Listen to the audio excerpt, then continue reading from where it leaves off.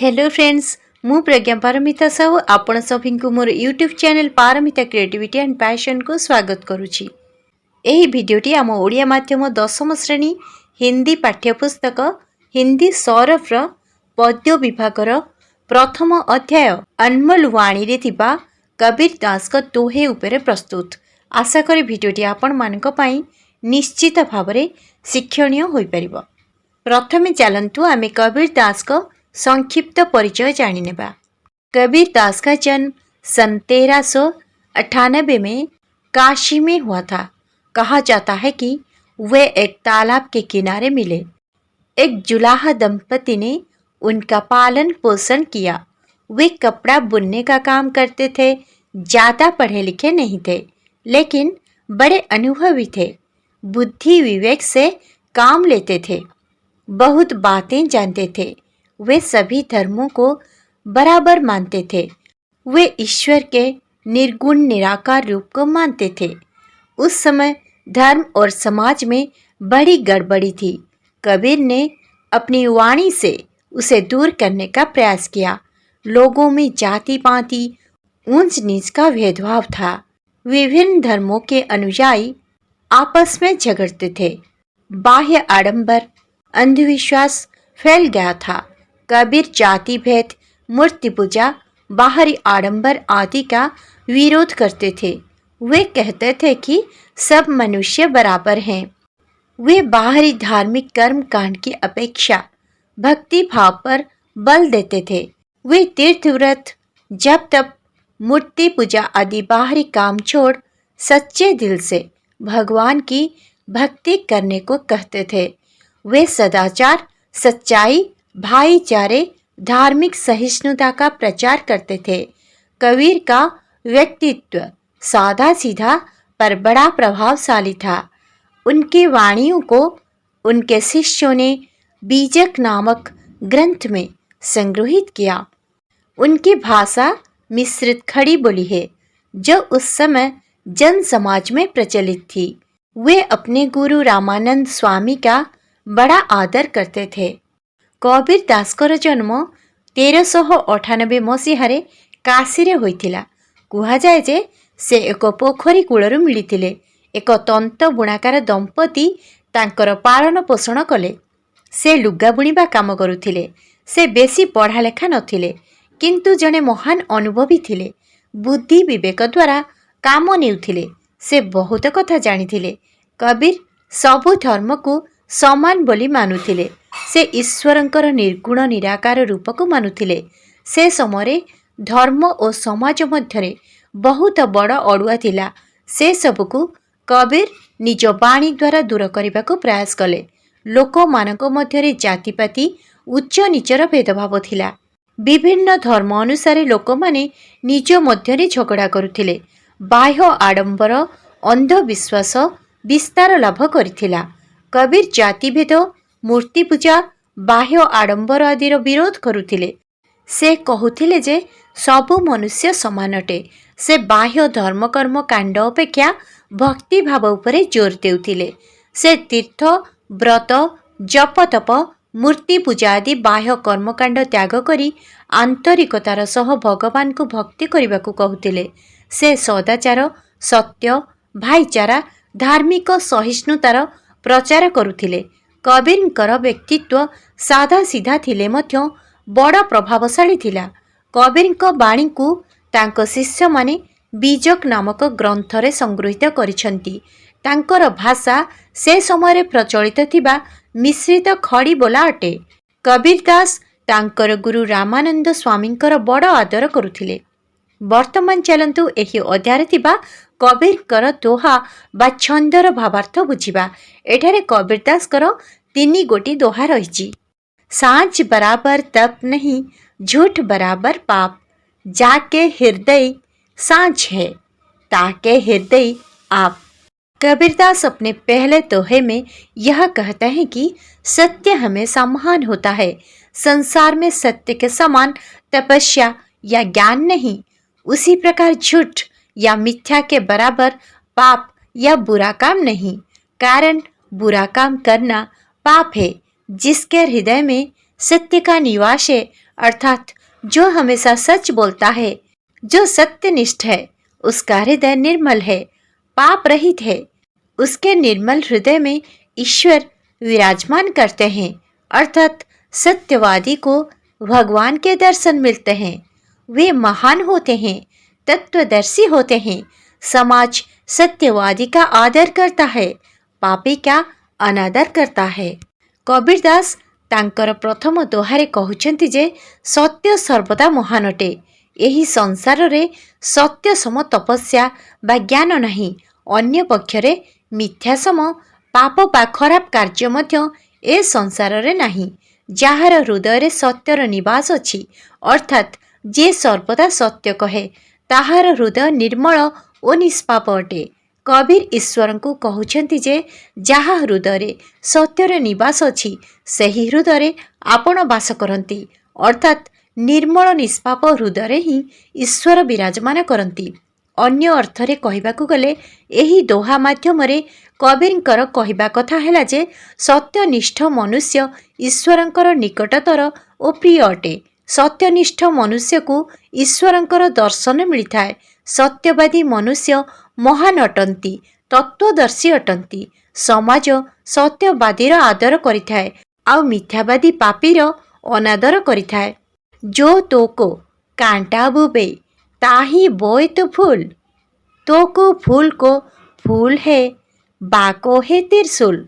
इस दोहे में कबीरदास यह कहते हैं कि यह सत्य है, प्रमाणित है कि अच्छे काम करने वालों को अच्छा फल मिलता है और बुरे काम करने वाले को बुरा फल मिलता है। अर्थात सभी को कर्म के अनुसार फल भुगतना पड़ता है। जैसी करनी वैसी भरनी। कबीर के कहने का अर्थ है कि जो तेरे रास्ते में कांटा बोता है, अर्थात जो तेरी बुराई करता है, तुम उसके रास्ते पर फूल बिछा दो, अर्थात तुम उसकी भलाई करो। इसका नतीजा यही होगा कि तुम्हारी अच्छाई से तुम्हें अच्छा फल मिलेगा और उसकी बुराई के लिए उसको बुरा फल मिलेगा। मतलब यह हुआ कि अच्छा कर्म करो और अच्छा फल पाओ। यह सत्य अटे, प्रमाणित अटे जे भल काम करुथिबा लोकंकु भल फल मिलिथाए, आउ खराब काम करुथिबा लोकमानंकु खराब फल मिलिथाए। अर्थात समस्तंकु निज कर्म अनुसारे फल भोगिबाकु पड़िथाए। जेपरि करिब सेहिपरि पाइब। द्वितीय दोहारे कबीरंकर एठारे मनुष्य मानकु कहिबा कथा हैला जे तुम रास्तारे कंटा बुणुछि, अर्थात जे तुमर अमंगल करुछि, तुमे तार रास्तारे फूल बिछाई दियो, अर्थात तुमे सेही लोकमानकर मंगल कर।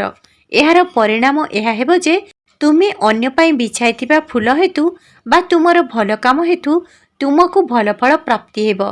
आउ सेमाने अन्य को असुविधारे पकाइबा पाई अन्यर रास्तारे जे कंटा बुणिथिबे, सेही कंटा सबु तांको निज पाई त्रिशूल सम होइजिबो। सेमाने निज खराब काम हेतु सेमानंकु खराब फल प्राप्ति हेबो। तेणु मनुष्य को कहार अमंगल न चिंता करी बरं भल काम करिबा उचित ओ समस्तंकर मंगल कामना करिबा उचित। धीरे धीरे रे मना, धीरे धीरे सब कुछ होए, माली सींचे 100 घड़ा, ऋतु आए फल होए। कबीरदास का कहना है कि काम धीरे धीरे होता है, उसके लिए धैर्य की आवश्यकता है। इसके लिए उदाहरण देकर कबीर कहते हैं कि माली के 100 घड़ा पानी सींचने पर भी किसी भी पेड़ में समय के पहले जल्दी से फल नहीं लग जाते। इसलिए ऋतु की प्रतीक्षा करनी पड़ती है। वक्त के आने से ही पेड़ में फल लगते हैं। इसलिए मनुष्य को धैर्य न छोड़कर अच्छे कर्म करते रहना चाहिए। अच्छे कर्मों का फल एक न एक दिन मनुष्य को जरूर मिलता है। पुनश्च कबीरदास तांकर तृतीय दोहारे यह कहिछन्ति जे सब किछि धीरे धीरे होइथाए, सेथिपई आमको धैर्यर आवश्यकता रहिछि। कबीर तांकर एही दोहारे उदाहरण देई कहिछन्ति जे माली 100 माठिया पानी कौनसी वृक्षरे सिंचन कले मध्य समय पूर्वर तुरंत कौनसी वृक्षरे फल आसी नथाए। माली तार वृक्षरे जेते पानी सिंचन कले मध्य वृक्षरे फल केवल सठिक ऋतुरे ही आसी थाए। तेणु वृक्षरे पानी सिंचन कले मध्य वृक्षरे फल आसिबा पई सठिक ऋतु को बा समय को प्रतीक्षा करने को पड़ी थाए। केवल सठिक समय आसिले ही वृक्षरे फल आसिब। तेणु मनुष्य भल काम कले भी तुरंत भल फल प्राप्तिर आशा रखी निराश हेबा अनुचित, कारण निज कर्मर फल केवल सठिक समय ही प्राप्त होइताए। तेणु मनुष्य सर्वदा भल कर्म करि चलिबा उचित। वर्तमान आमे एही दोहारे थिबा शब्दार्थ गुड़ी को जानिबा। दोहा हिंदी पद्यर छोट छंद को दोहा कुहा जाए। सांच सत, बराबर बराबर बा समान, तप तप बा तपस्या, झूठ मिथ्या, पाप पाप, जाके जाहार, हृदय हृदय, ताके ताहार, आप आपण। एठारे आप शब्दटी ईश्वरଙ୍କ अर्थरे व्यवहार करा जायछि। तोको तो पाई, कांटा कंटा, बुबे बुणे, ताही ताहाकू, बय बुणिबा, तोकू तुमकू, बाको ताहाकू, त्रिशूल त्रिशूल, मना मन, धीरे धीरे धीरे धीरे बा आस्ते आस्ते, होए हुए, माली माली, सिंचे सिंचन करिबा, सौ शहे, घड़ा माठिया बा कलसी, ऋतु ऋतु बा समय, फल फल। प्रश्न और अभ्यास। प्रश्न एवं अभ्यास।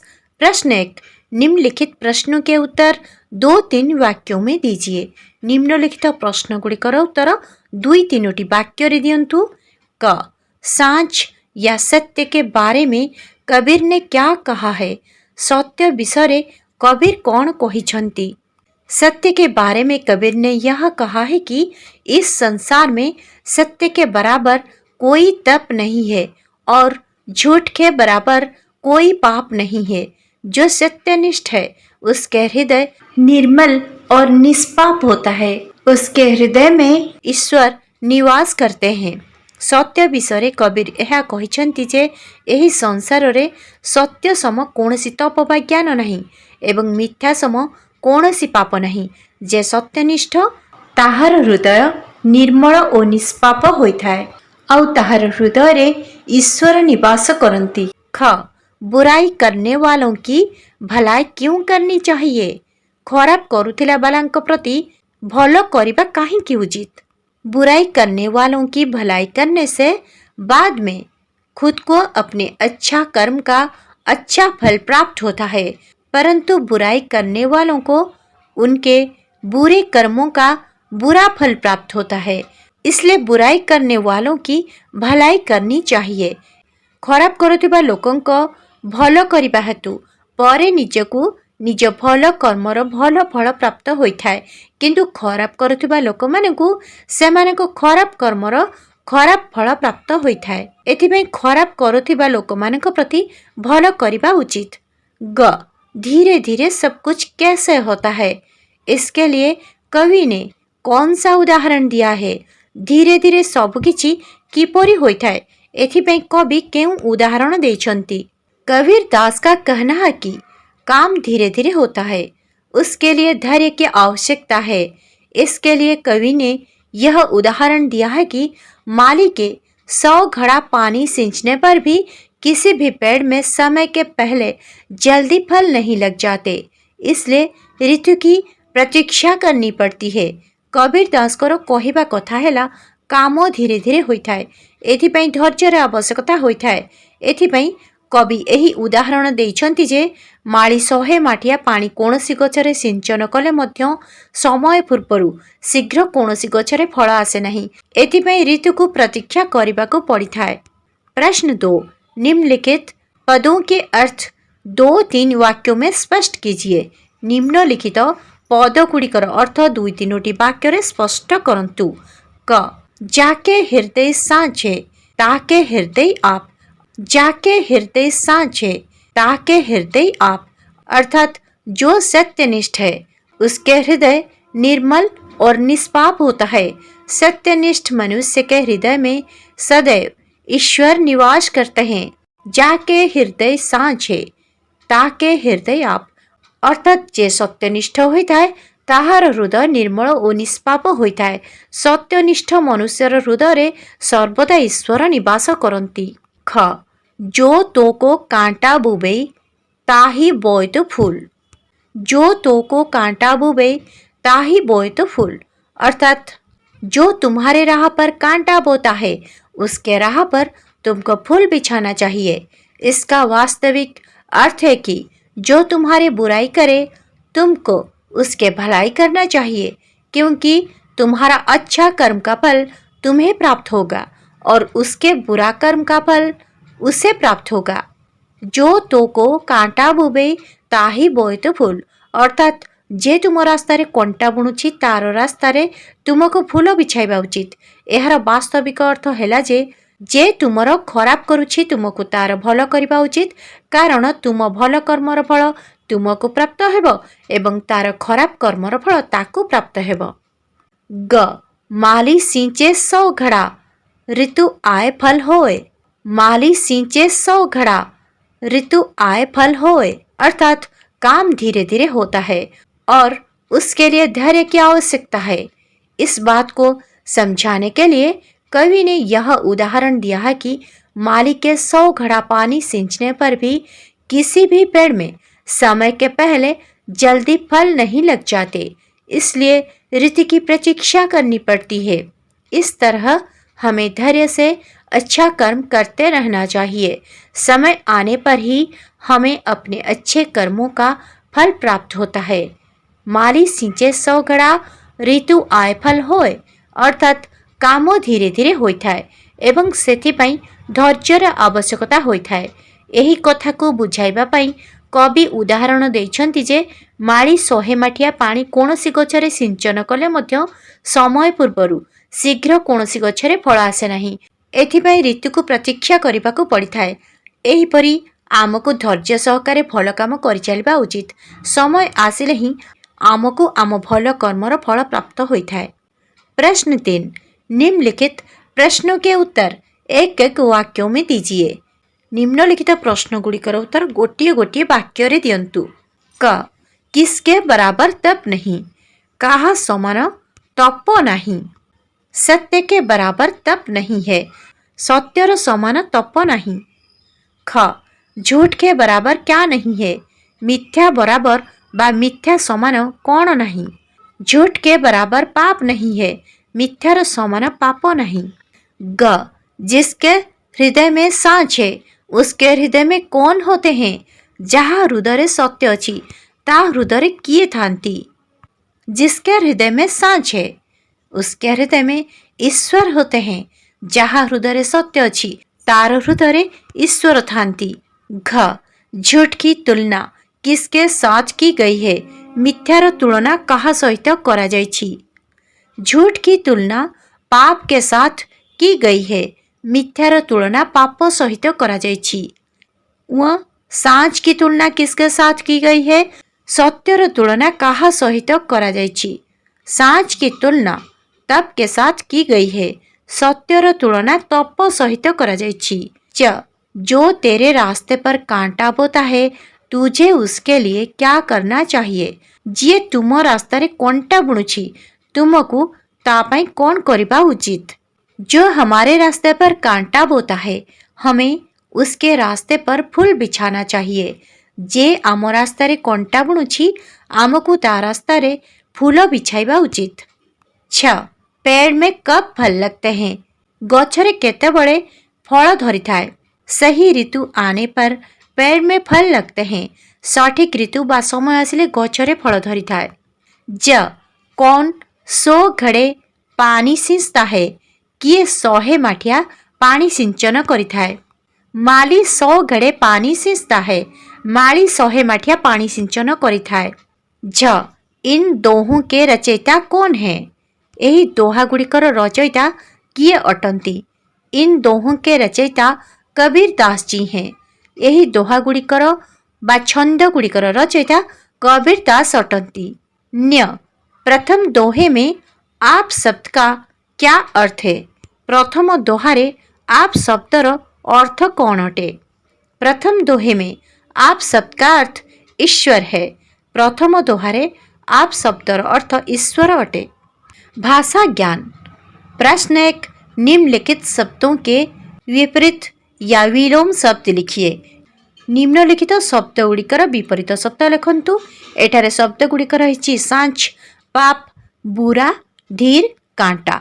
वर्तमान एही शब्द गुड़िकर विलोम शब्द बा विपरीत शब्द आम लिखा सांच, झूठ, पाप, पुण्य, बुरा, अच्छा, धीर, अधीर, कांटा, फूल।